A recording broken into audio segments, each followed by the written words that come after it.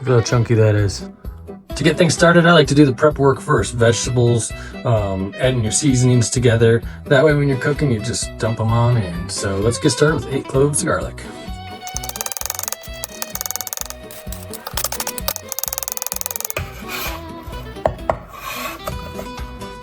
Now we're going to go ahead and chop up 1 bell pepper.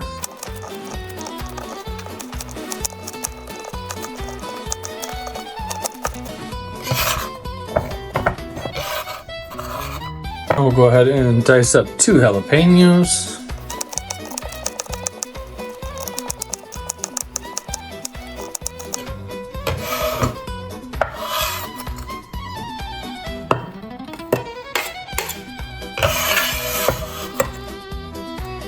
Next, we're going to go ahead and get started on this onion.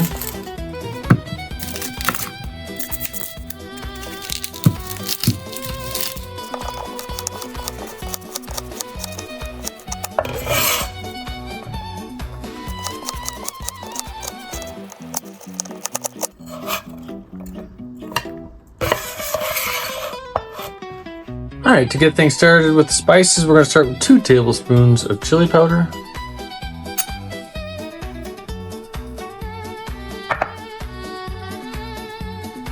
One teaspoon of smoked paprika.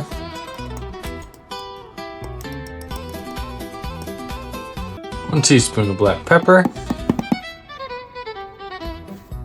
2 teaspoons of cumin. And later on, we might be adding some salt and some brown sugar, but that'll be later on in the recipe. This is going to be the spices we bloom in our beef vegetable mix.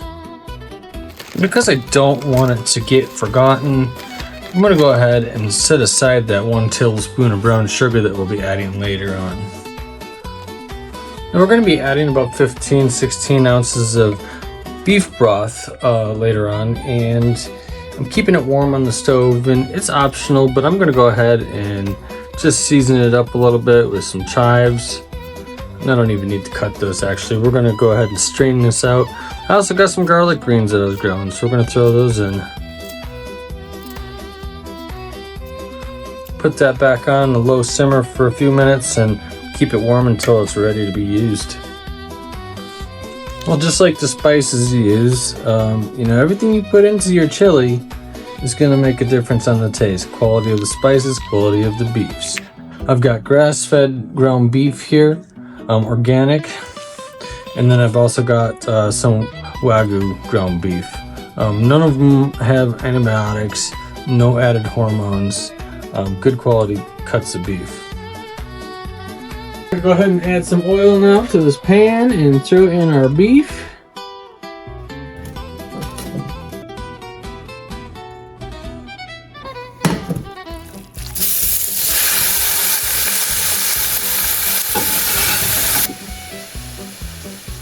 Now you don't want your beef to be gray. You want to get this slightly browned before you continue on with the recipe. At this point, the beef is just boiling in its own fat. I'm going to go ahead and drain it and return it back to the pan. Alright, the beef is browning, so it is time to add our vegetables, our onion, our peppers, and we'll be mixing this in and cooking this for about 5 minutes or so until the onions get softer. I'm going to go ahead and add 1 tablespoon of olive oil.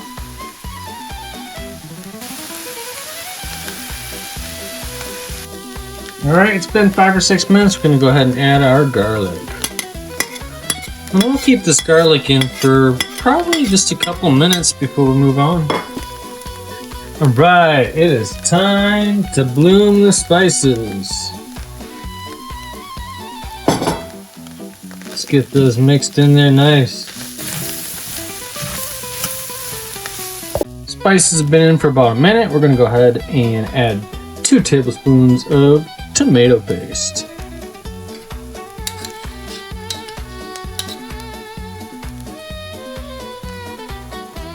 We'll cook that for a minute or so, minute or two.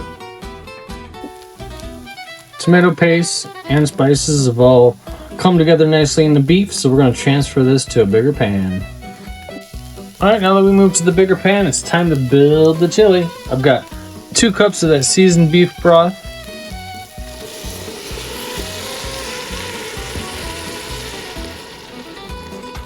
One can of chili beans. 1 can of red kidney beans that have been drained and slightly rinsed. 28-ounce can of crushed tomatoes. We're going for a kind of chunky, tomatoey chili today. So I've got 2 cans of diced tomatoes. And I'm not draining this, a little extra broth won't hurt. And that tablespoon of brown sugar is going in that this time. Now you could add salt, but I want to wait and see how the flavor turns out first, because the broth, you know, definitely had some good salt content in it, and we are using some canned products, so I'm going to wait on that. If it gets too thick, I'll add a little water, but I don't think it's going to be needed. So now that we've got everything in here, we're going to mix it up and simmer for about 25 to 30 minutes.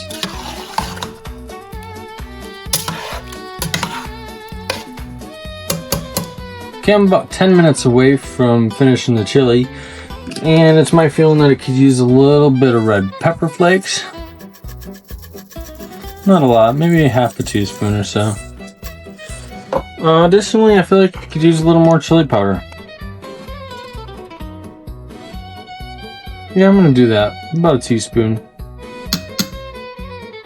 I've shut the burner off, and those extra spices we added really helped a lot. To add a little extra depth, and because I didn't add any salt earlier, I'm gonna add 1 teaspoon of fish sauce. But don't think that this tastes like a sardine, it doesn't. It just adds a little salty flavor, a little more depth to your meal. Trust me, try it. That's a secret ingredient, don't tell anybody. Now for the final reveal.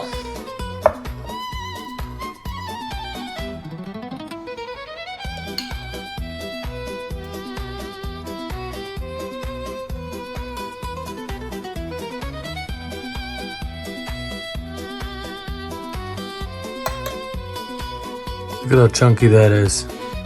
This is exactly the texture I was going for. Nice chunky tomatoes.